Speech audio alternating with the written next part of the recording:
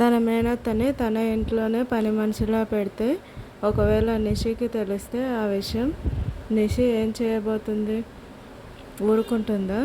జగదాత్రిపై మళ్ళీ గొడవ మొదలు పెడుతుందా? అసలు ఆ ఇంటికి జగదాత్రి వాళ్ళ మేనత్త పని మనిషిలా వెళ్ళడానికి అంగీకరిస్తుందా? జగదాత్రికి అయితే మాట ఇచ్చింది, వాళ్ళ అమ్మని నిజాయితీ గల పోలీస్ ఆఫీసర్ అని చెప్పడానికి తను ఏదైనా చేస్తానని, తన ప్రాణమైనా ఇస్తానని. ఆ మాట నిలబెట్టుకుంటుందా? మరోవైపు నిషి వాళ్ళు జగదాత్రిని ఎప్పుడెప్పుడు ఇంట్లో నుంచి వెళ్ళగొట్టాలా అని, అందుకు తగిన సమయం ఎప్పుడు వస్తుందానని ఎదురు చూస్తూ ఉన్నారు.